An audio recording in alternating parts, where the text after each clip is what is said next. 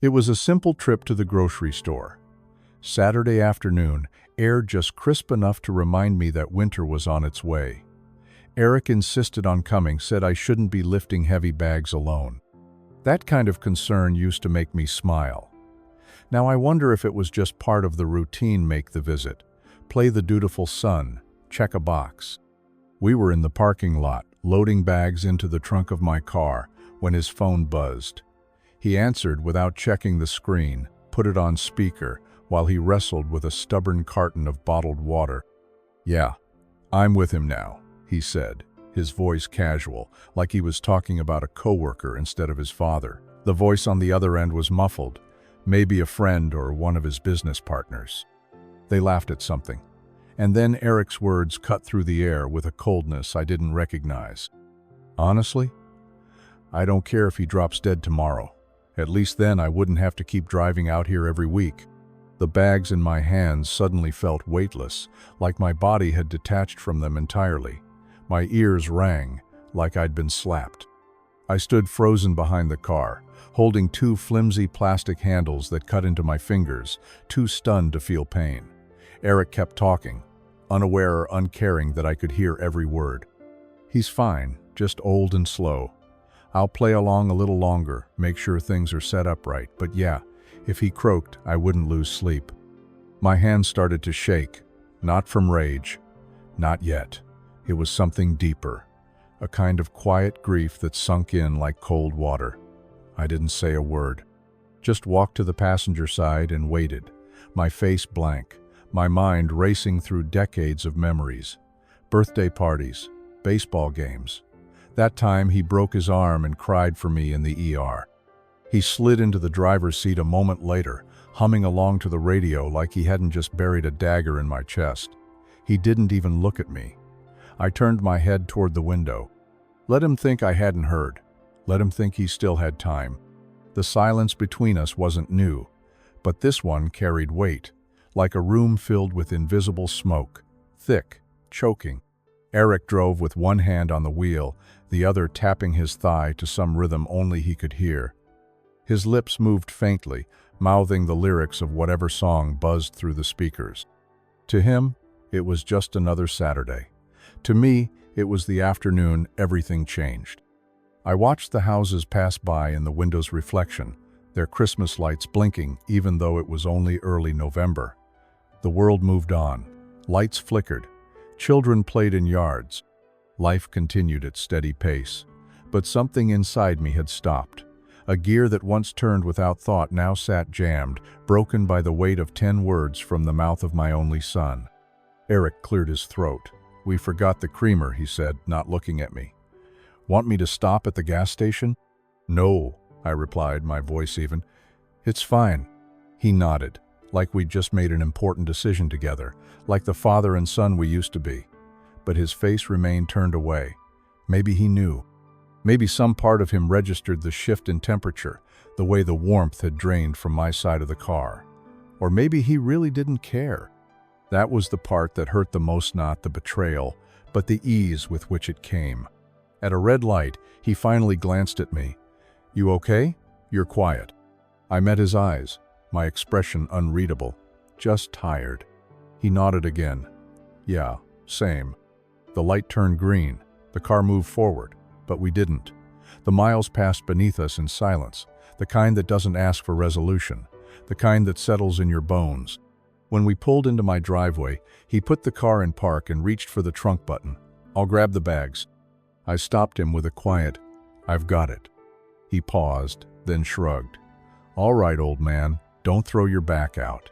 He smiled like it was a joke, like it didn't echo the very thing he'd said into that phone. I carried the bags in alone, each step heavier than the last.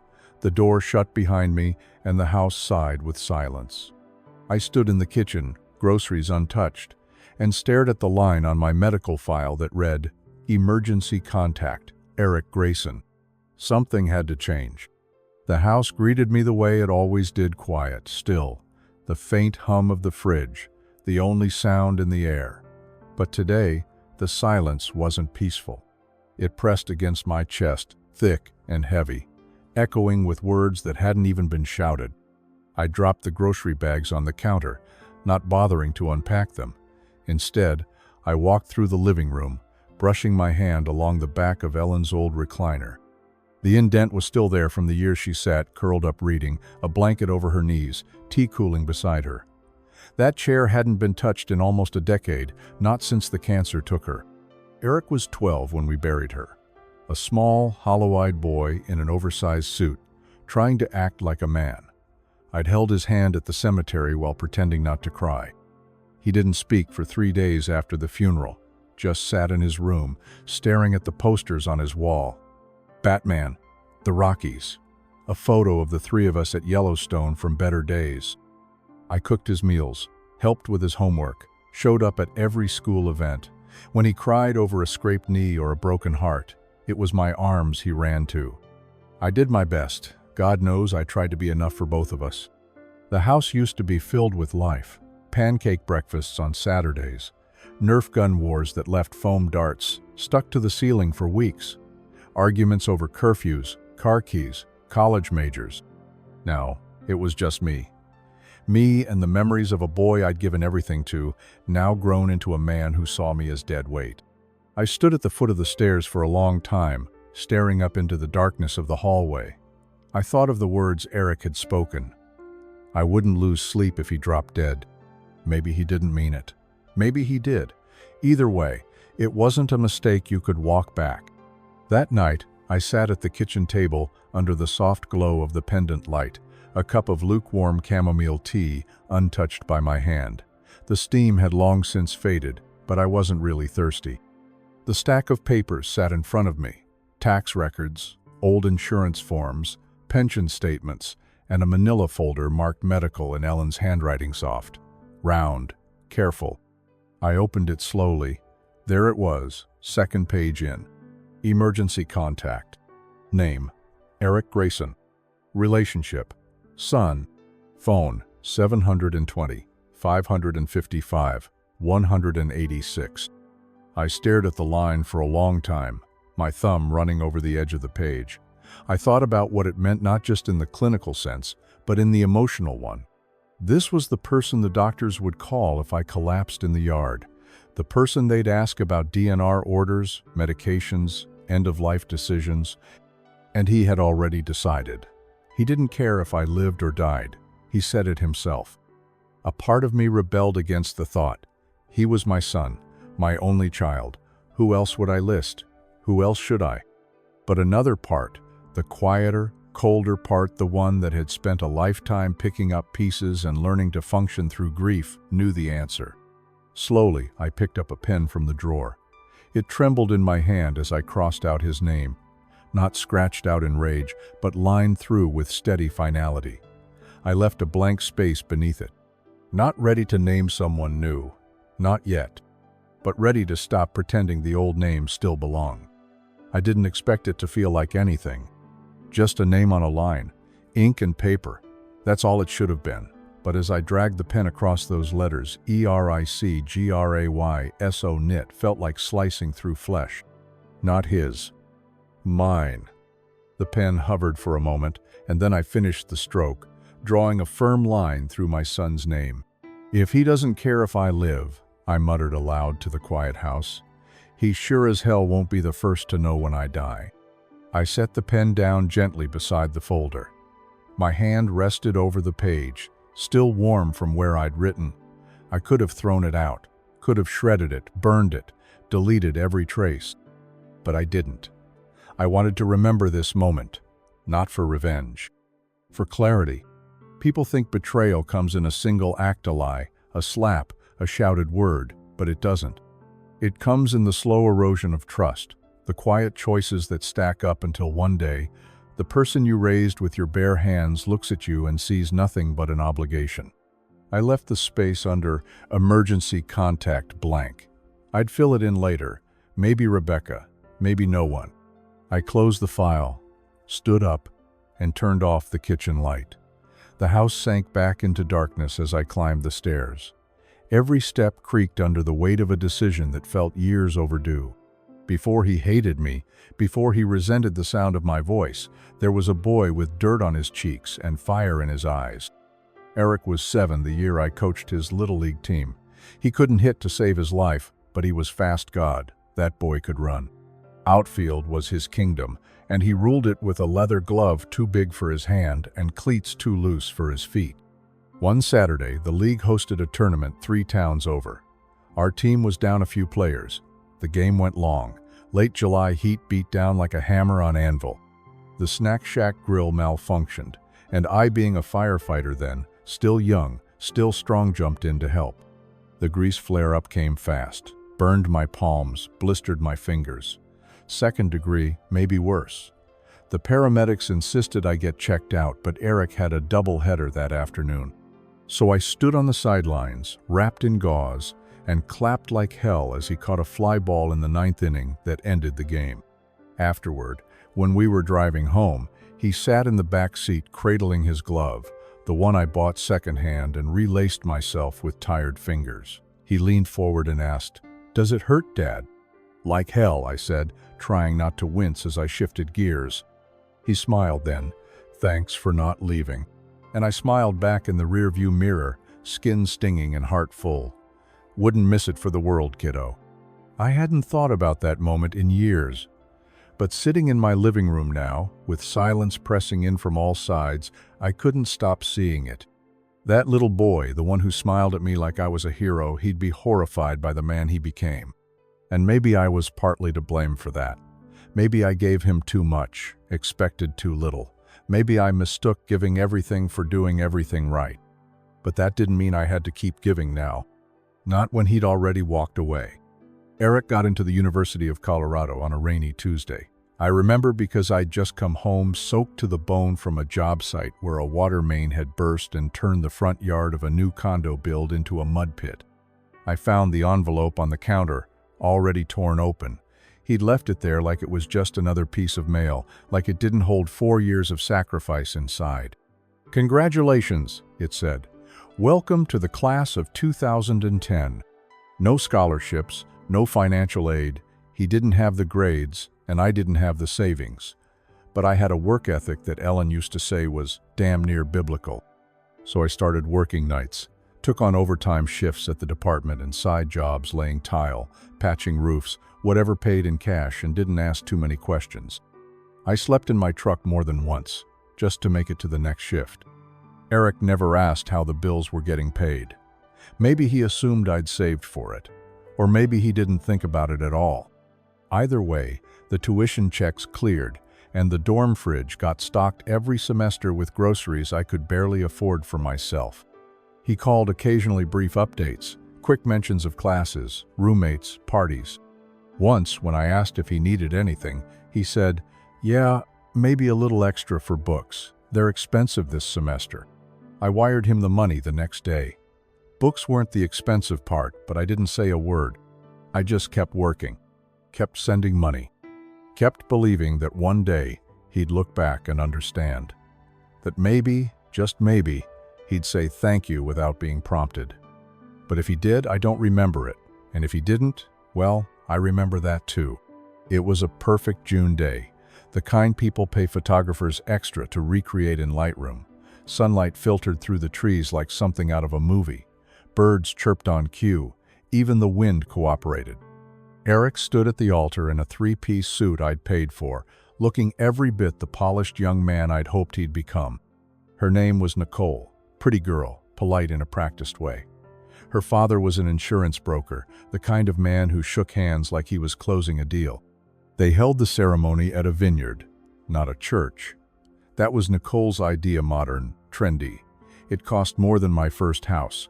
I paid for all of it. When I suggested something smaller, more modest, Eric just said, "Come on, Dad, it's a once-in-a-lifetime thing." So I swallowed my pride, opened a line of credit, and signed off on their dream wedding. I remember standing at the reception, holding a glass of champagne that tasted like guilt and overdrawn checking accounts. I gave a speech. Talked about love, commitment, how proud I was of the man Eric had become. The words came easily. They always do when you mean them. He raised his glass to me afterward, smiled, nodded. The kind of nod you give a stranger who holds the door open. "Thanks, old man. he said, clinking my glass. That was it. No hug, no emotion.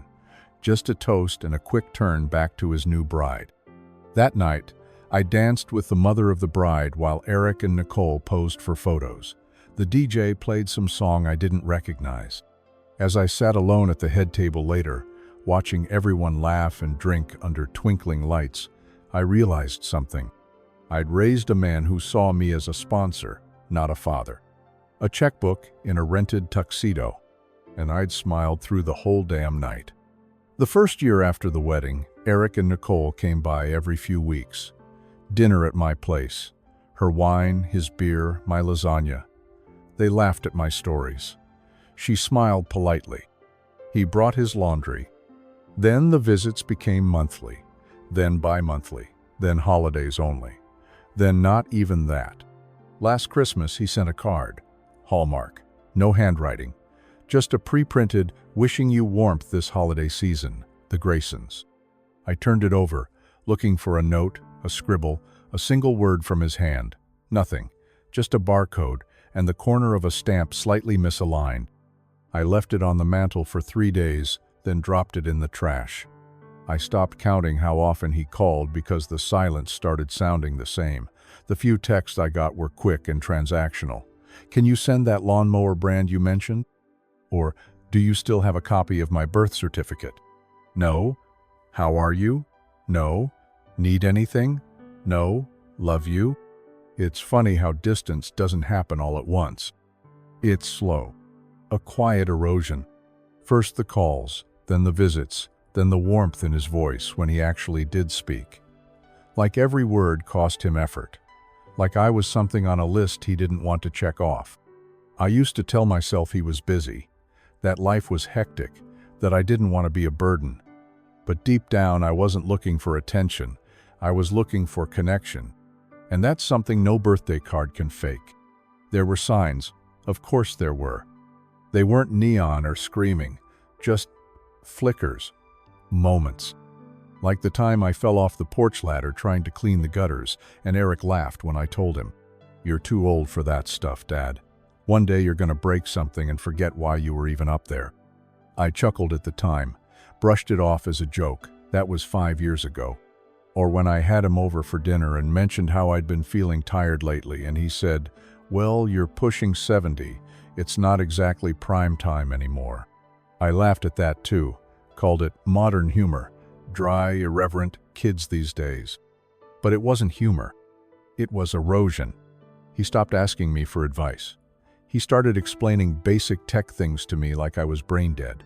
When I reminded him I used to run emergency systems for the fire department, he waved it off. Yeah, but that was decades ago. Things have changed. I let it go, every time. I told myself I was being sensitive, that I shouldn't make a fuss. And every time I did, I gave him permission to keep treating me smaller. That's the truth of it. I enabled it. I taught him that love didn't require respect, that loyalty didn't demand presence, that he could take and take and take my time, my money, my silence, and I would keep handing it over with a smile. Until now. Now the account's closed. No more deposits, no more interest. Just one final transaction. I removed his name from the form, and I've never felt more certain. It happened on a Wednesday, late afternoon, just before the sun began to slip behind the tree line. I was in the backyard trying to dig out a stubborn root from Ellen's old rose garden. I'd been meaning to clear it for weeks, maybe plant something new in the spring. The shovel hit something solid, jerked in my hand, and the next thing I knew, the ground wasn't under my feet anymore. I hit the dirt hard. My knee screamed. My back felt like it had cracked down the middle. I lay there for a long moment, catching my breath, staring up at the sky through the canopy of branches. When I finally managed to crawl back to the porch, I realized I couldn't straighten up. I gritted my teeth and called the clinic. By the time I arrived, driven by a neighbor's teenage son, nurse took my ID and scanned the intake form. Her eyes squinted at the screen. "Sir, your emergency contact. We tried calling, but the number's not in service. Did you want us to reach someone else?" I blinked. Of course, I hadn't filled in a new name after I crossed Eric's out. The nurse hesitated. Do you have anyone else nearby? A friend? Family? I almost said no. But then I remembered Rebecca. She lived next door, 43, divorced, worked from home, always had a kind smile when she brought her trash cans in. A few months back, I'd helped her change a tire in the driveway. Since then, she'd drop off banana bread now and then. Always made extra. Try Rebecca Collins, I said. She's next door. I don't know if she'll answer, but tell her, Walter asked. 20 minutes later, I heard her voice in the hallway, followed by the soft tap of her shoes. Walter? You okay? She appeared in the doorway, concern etched deep into her face, her hair pulled back in a messy bun. She held a bag in one hand, her car keys in the other. I got here as fast as I could, she said, stepping inside. What happened? I tried to win a fight with a root, I said, managing a half smile. Root won. She laughed, gentle, genuine. Then she stepped closer and placed her hand lightly on my shoulder. Well, next time, call for backup. She came by that night, after the clinic sent me home with a wrapped knee and a bottle of pain meds. I told her she didn't have to fuss. She ignored me entirely. I made soup, she said, stepping inside with a thermos and a brown paper bag. And before you argue, just know I make a mean chicken and rice. She bustled into the kitchen like she'd been there 100 times, found my bowls, filled one, and set it in front of me at the table. The smell hit me, first rosemary, garlic, something warm and maternal I hadn't smelled since Ellen's last pot of stew in this house. She sat across from me and folded her hands. You really should have someone on those forms, Walter. I had someone, I said quietly. Then I erased him. She nodded, not pressing, just listened, her eyes never leaving mine. You know, she said after a long pause, when my mother was your age, she did the same thing. Took my brother off her contact list. He only showed up when he needed something. I raised an eyebrow. What happened to him? Eventually, he stopped needing, she said, and she stopped waiting. She stood to refill my tea. No fanfare, no pity. Just the quiet presence of someone who understood what being forgotten felt like. Watching her move through the kitchen, I thought about Ellen. Not just her kindness, but the way she always knew what someone needed before they did. Rebecca wasn't Ellen. But in that moment, she carried the same grace, the same stillness, the same unspoken understanding that not all wounds bleed. Some just ache. And sometimes, healing begins with a bowl of soup and a chair across the table. The office smelled like polished wood and old paper, clean, sterile, and a little too quiet. I'd been here before, years ago, with Ellen. We sat across from the same cherry desk, holding hands while we signed documents we hoped we wouldn't need for decades. Now it was just me. Good to see you again, Mr. Grayson, said Diane Webb, my attorney.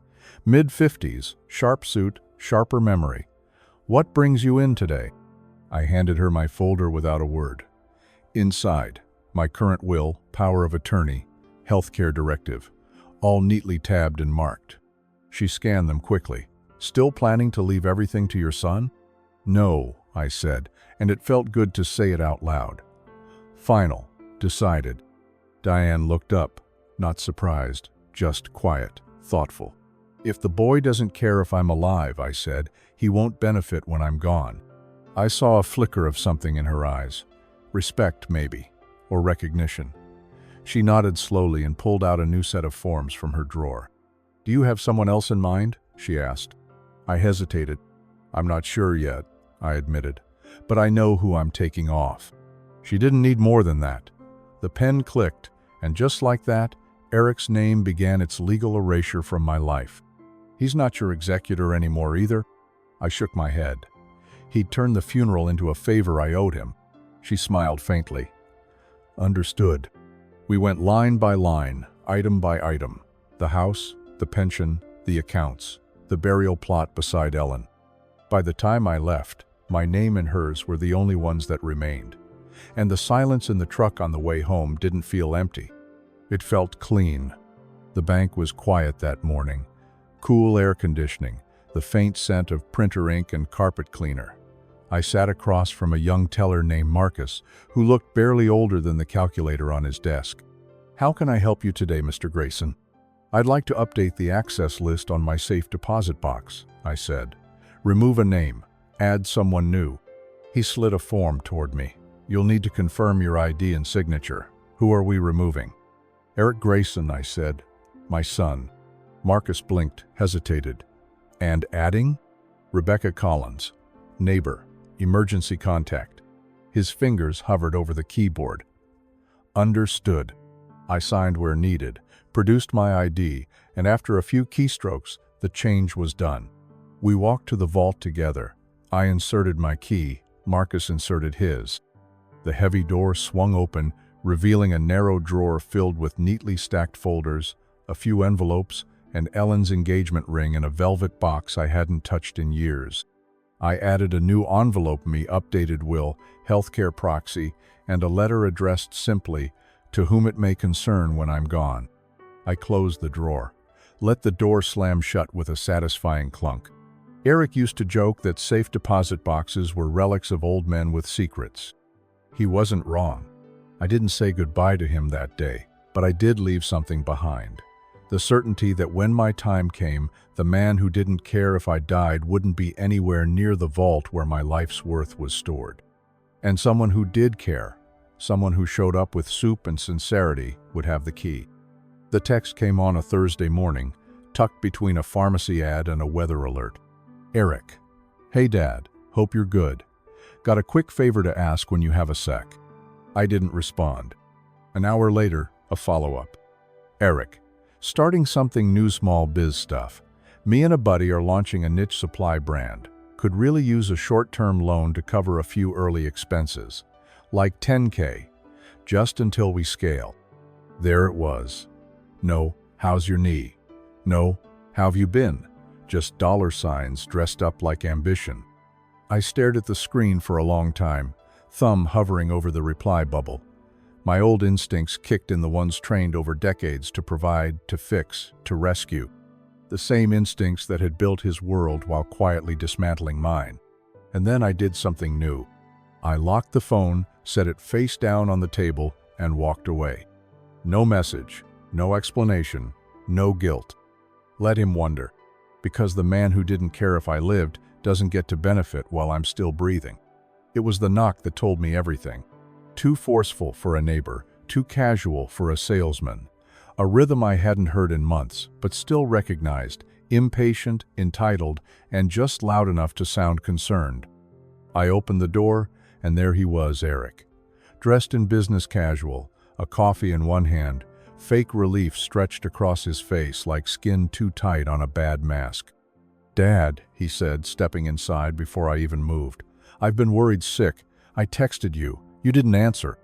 I closed the door behind him slowly, letting the silence answer for me. He scanned the living room like it was a crime scene. Are you okay? You didn't fall again, did you? Still upright, I said dryly. Didn't realize you were taking attendance now. He laughed, but it didn't reach his eyes. You know, just checking in, making sure my old man's not withering away in the backyard. There it was, that joke again. Casual disrespect dressed up as humor. Only this time, I didn't even flinch. I just looked at him long enough for the smile to slip. He cleared his throat and shifted gears. Listen, there's actually something I need you to look at. It's no big deal. Just a couple forms for the LLC. Some banks require family as backup signers for initial capital lines, totally standard. He reached into his satchel and pulled out a document already tabbed for signatures. So, he said, placing it on the coffee table like an offering. You just sign here, here, and yeah, here. I didn't move. He smiled thinner now. Look, it's not a risk to you. You're just helping me get this thing off the ground. You always said you believed in hard work and... I cut him off. Eric, when was the last time you stopped by without needing something? His mouth opened, closed. That's not fair. No, I said calmly. What's not fair is pretending this visit has anything to do with my well-being. The silence sat thick between us. He finally leaned back and shrugged. Fine. If you're going to be like that, forget it. I'll figure it out. He stuffed the papers back in his bag with a huff, then looked around once more like the room owed him something. You know, he added halfway to the door, most fathers would be glad to help their son get ahead. I didn't move, and I didn't answer. Let him walk out with that silence. Because some doors, once closed, don't get opened twice. Eric was halfway through another manufactured excuse, something about misunderstood intent, just business talk, and how I only said that because I was venting when I raised my hand. Stop, I said. He did, reluctantly, the way a child stops when they know they're about to be caught, but still think they might talk their way out of it. I heard what you said, Eric, that day in the car. You were on speakerphone. You didn't know, or you didn't care, but I heard every damn word. His jaw tensed. Dad, come on. You're taking that way too seriously. I leaned back in my chair, steady, calm. Years of fatherhood and firefighting taught me how to sit in the heat. I don't care if he drops dead tomorrow. That's what you said. You want to tell me what part of that was a joke? He shifted. It was exaggerated. You know how people talk when they're frustrated. No, I said. That's how you talk when you think no one's listening. He looked away, then back. You're old, Dad. People say things. It doesn't mean anything. I chuckled. It wasn't a kind laugh. You know what's funny? That right there. That sentence. You're old, Dad. Like that's supposed to make me invisible, disposable. Eric's voice dropped an octave, trying to shift the blame. Look, I'm sorry if you felt hurt by it, but that's not really the issue here. It is exactly the issue, I snapped. You want me to sign forms, give you money, pretend everything's fine while you mock me behind my back. But you can't even say I'm sorry without dodging it like a politician on trial. He folded his arms. So what? You're gonna cut me off now? Punish me like a child? I stared at him, hard. No, I said. I'm going to treat you like an adult. Eric stood in the middle of my living room, blinking as though he'd been slapped. You've been removed from everything, I said, voice like iron. The will, the safe deposit box, the contact lists. If I die tomorrow, you won't be the one the hospital calls. His mouth hung open for a second.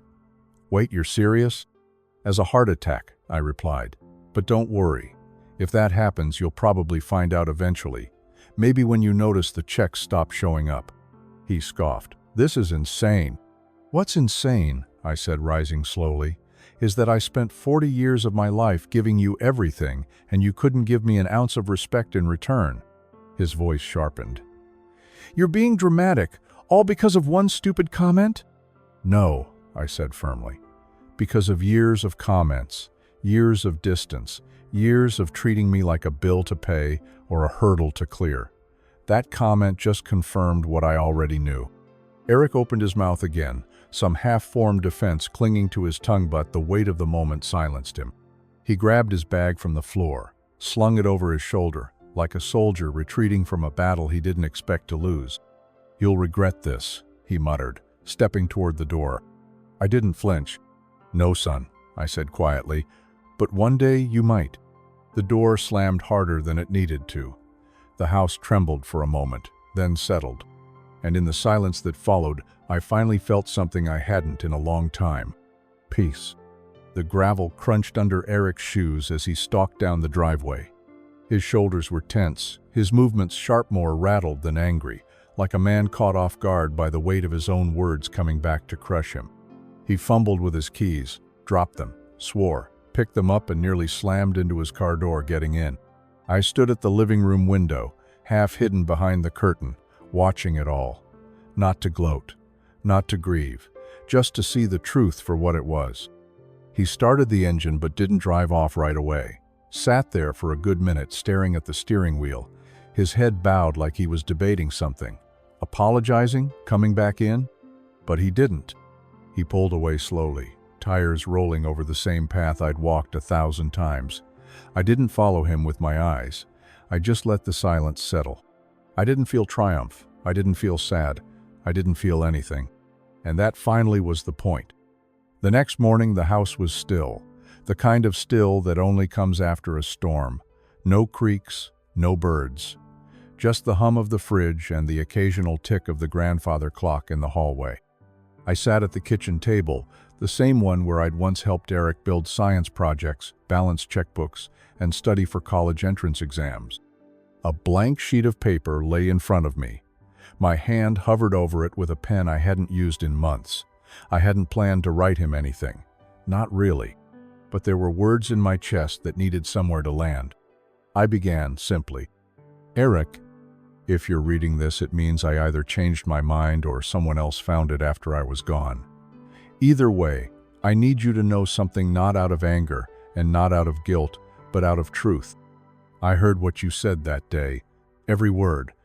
It wasn't the first insult, but it was the last I'll allow. You stopped being my son the day you started treating me like a burden. I don't say that with bitterness. I say it with the clarity of a man who's been burned enough times to know when to let go of the fire. I gave you everything I had, not for thanks, not for loyalty, but because I believed in being a father. I'm still that man. But you're no longer the boy I built this life for." I paused there, hand aching slightly. Then I added one more line. "If you ever become the man your mother hoped you'd be, maybe you'll understand." Dad. I folded the letter, slid it into an envelope, and tucked it in the back of the desk drawer. Not addressed, not sealed. Just there, waiting. Like a ghost of a bridge I had no intention of rebuilding. Some letters aren't meant to be mailed. They're just meant to be written. Saturday morning brought the smell of cinnamon and eggs through my open window. I didn't cook it. Rebecca knocked twice before cracking the door open with her elbow, her son Jonah trailing behind her in socked feet, clutching a plastic dinosaur in one hand and a juice box in the other. "Thought you could use some company," she said, holding up a container. "French toast, and I didn't burn it this time." I smiled and waved them in. "Well, I won't say no to charity." She arched an eyebrow. "It's not charity, it's neighborly decency." She paused. "Also, I made too much." We sat at the table while Jonah climbed into the chair next to mine, already reaching for a piece. He looked up at me and grinned, gap-toothed. "Mr. Grayson, do you have dinosaurs at your house?" I chuckled. "Not lately, but I used to. One big one named Eric." Rebecca laughed, not at the joke, but at the way I said it. I didn't mean to talk about it, but somewhere between the syrup and the second cup of coffee, I found myself telling her everything. About Eric. The text. The false concern. The words I still couldn't forget. She didn't interrupt. She didn't pity me. She just listened, her eyes kind, her hands wrapped around a warm mug.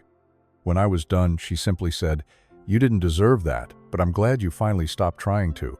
That was the first time in a while I didn't feel like I was shrinking when I talked about him. Just settling into truth. Jonah offered me half a piece of toast. "You can have this, Mr. Grayson. You're old, so you need energy." Rebecca's face went red, mortified, but I laughed deep and full and real. "Thanks, kid," I said. I think I just found my new emergency contact. It started with a flyer in the post office window.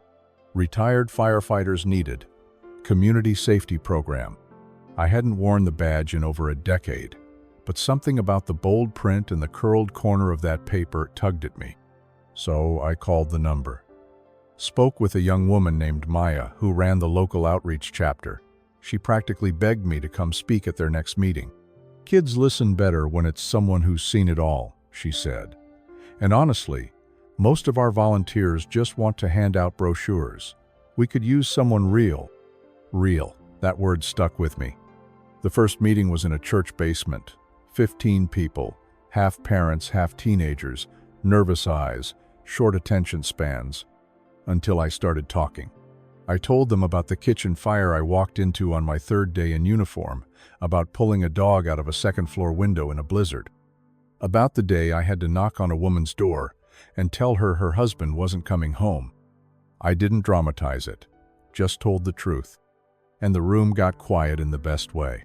Afterward, one teenage girl came up and said, "I didn't know old people could still do stuff like this." I smiled. Neither did I.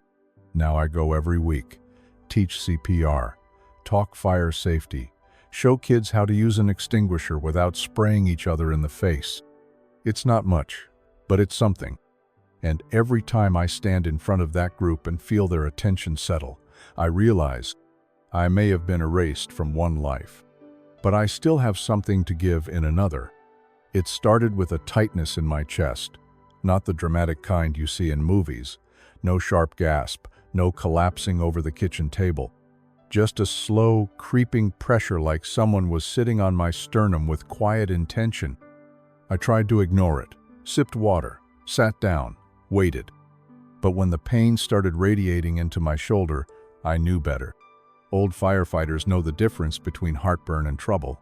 The paramedics were polite but brisk, hooked me up to monitors, asked all the right questions. One of them, a kid young enough to be my grandson, glanced at my chart. "Emergency contact," says Rebecca Collins. "That correct?" I nodded, too breathless to speak. It was the first time I felt relief seeing her name there. She beat me to the hospital. When they wheeled me in, she was already pacing the waiting room, arms folded, eyes sharp with worry. When she saw me, she rushed over, placing her hand on my arm. "Hey," she said softly, "I'm here. You're gonna be okay." She stayed the entire night. Never once asked when she could leave. Sat beside me in that too-cold ER room, reading the same magazine 3 times while I drifted in and out. She even argued with a nurse when they tried to move me without enough help. "You're not tossing him around like luggage," she snapped. "He's not alone." It wasn't the medical care that helped me sleep that night. It was knowing someone like her still existed and that she'd chosen to care when she didn't have to. 2 days later, they discharged me with a stack of papers and a note to follow up with your primary. I nodded like I would, even though I hadn't seen a regular doctor in 3 years. Rebecca drove me home, said nothing when I refused the wheelchair assist, just stayed close. As we walked through my front door, I paused by the dining table, opened the drawer, and pulled out the faded emergency contact form. I scratched out the old pending line and neatly printed, name, Rebecca Collins. Relationship, neighbor, friend. Phone, 720 550 5940 2. She stood behind me, arms crossed. When I turned around and handed it to her, she blinked. "What's this?" "My emergency contact," I said simply. "I'd like it to be official." Her mouth parted, unsure whether to smile or cry. "Walter, are you sure?" "Absolutely, you were already there. Might as well make it easier on the paperwork." She took the page gently, staring at it like it held something heavier than ink.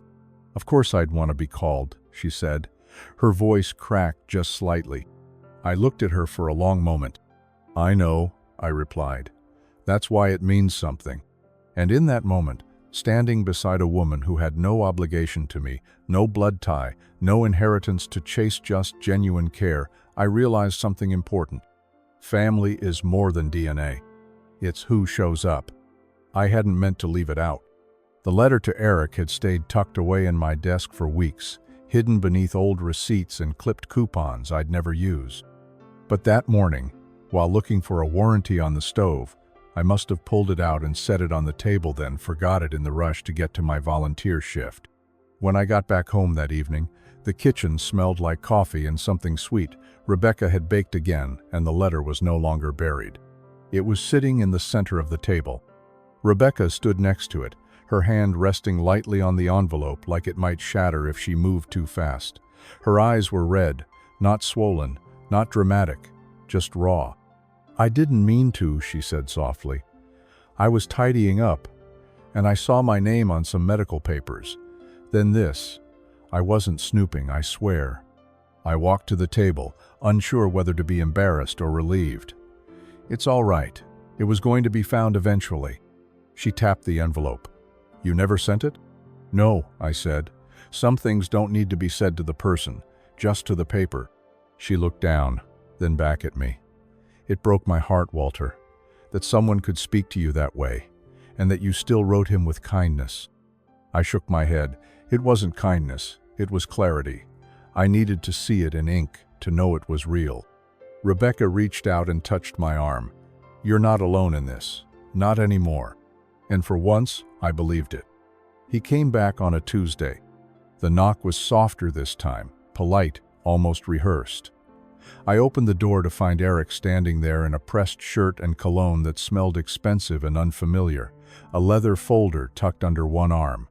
"Dad," he said, nodding. "Got a minute?" I stepped aside wordlessly. He walked in like he used to own the place, glanced around like he was assessing damage. "I got a call," he began, "from Diane Webb. Said I was no longer executor, no longer in the will. Straight to the point, no small talk, no apology." He opened the folder and placed a few papers on the coffee table. "I'm not here to beg, but I just want to understand. I mean, I know we've had moments, but I didn't think it was this bad." I sat in my chair, calm as a pond. "It's not bad," I said. "It's accurate." He blinked. "What does that mean?" "It means I finally made decisions based on who shows up for me, not who shares my name." His jaw clenched. "You're punishing me for one comment?" "No," I said, leaning forward. "I'm giving you the outcome you told me you were fine with. You said you didn't care if I died. I'm just making sure you don't get notified when I do." He flinched, just slightly. Enough to know he hadn't expected the mirror held that close to his face. "You really cut me out. All of it?" "All of it," I said. "House, savings, even the watch my father gave me. Gone." He stood, folder still in his hand. "Wow, so that's it?" "That's it," I said, standing with him. "Meeting's over." I walked him to the door. He turned just before leaving. "You'll regret this when you're gone." I met his eyes, unwavering. "No, but you might regret it while I'm still here." The door closed gently this time. No slamming, just absence. The next attempt came by phone. A week after Eric's visit, my landline rang during the early morning news. I let it go to voicemail, as I often did. The voice that followed was too familiar, slippery, wounded, and just indignant enough to sound like concern wrapped in guilt. "Dad, I don't know what kind of game this is, but cutting me out completely? After everything I've done? Look, we don't have to be best friends, but come on. I'm still your son." There was a pause. Then he added lower, "You're going to regret dying with this between us." I didn't call back. 2 days later he showed up again. Knocked twice, calm, insistent. I didn't open the door this time. I just stood in the hallway, silent, my hand resting on the frame. "Dad, come on," he called through the wood. "This is ridiculous. We need to talk like men." I spoke clearly, just loud enough to be heard. "You already said you don't care if I die, Eric." There was a pause. "I'm just granting you your wish." I heard the breath catch in his throat before he muttered something I didn't catch and walked away. This time, I didn't watch from the window. I just turned and made myself a cup of tea, letting the silence fill the space he used to occupy. A door once closed in grief now stayed closed by choice. The office at Greystone Memorial was quiet, almost warm. Pale blue carpet, artificial flowers in the corner. A secretary with a voice like a lullaby walked me through the options with soft precision. I wasn't sick, not terminal. But the last ER visit reminded me that time isn't only loaned. "I'd like to pre-plan everything," I told her. "Keep it clean, no surprises." Together we chose a modest service, no slideshow, no speeches from strangers. And most importantly, no eulogy from Eric. When she asked who I'd like to speak, I slid a folded piece of paper across the desk. "My wife wrote this 30 years ago," I said. "Read it at my service." The secretary opened it carefully, eyebrows lifting as she read.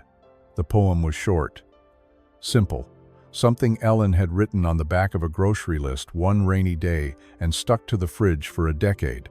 Remember the small things. The warm hand. The clean plate. The ordinary day that stayed soft in your bones. Rebecca will read it. I asked her personally, and she cried when I did.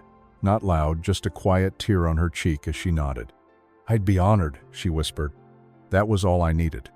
When my time comes, the only voice I want guiding the room is one that showed up while I was still here. Not because of obligation, but because of love. And that finally felt like peace. The late afternoon sun painted the porch in soft gold, the kind of light that made the world feel gentler, even if only for a moment. I sat in my favorite chair, Ellen's old blanket draped over my legs, watching Rebecca's boy, Jonah, ride his bike in slow, wobbly circles in the street. His laughter rang out like wind chimes, pure and careless. No burdens, no betrayals, just joy on two wheels. Rebecca stood by the mailbox, waving at me every so often as she pretended not to keep glancing my way to check if I was okay. She didn't hover, she just existed nearby, like gravity. Quiet, constant. I took a sip of iced tea, let the breeze ruffle my hair, and closed my eyes for a beat. No hospital calls, no paperwork, no performance. Just the sound of a child's giggle and the steady rhythm of my own breathing. For the first time in a long time, I didn't feel bitter, didn't feel lacking, didn't feel alone. I felt whole, not because everything was perfect, but because I'd stopped waiting for someone else to make it better. And somehow, without trying, I'd found the kind of family you don't inherit, the kind you choose, and who chooses you back. Later that evening, I sat with a notebook open on my lap. Blank pages stared up at me like an invitation. Instead of writing another letter, I wrote a line. Just one. I may not have my son, but I still have my dignity, and sometimes that's enough. I closed the notebook, set it aside, and leaned back as the day slipped into dusk. No grand ending, no orchestra swelling in the background. Just the quiet kind of ending a man earns when he's done everything he can.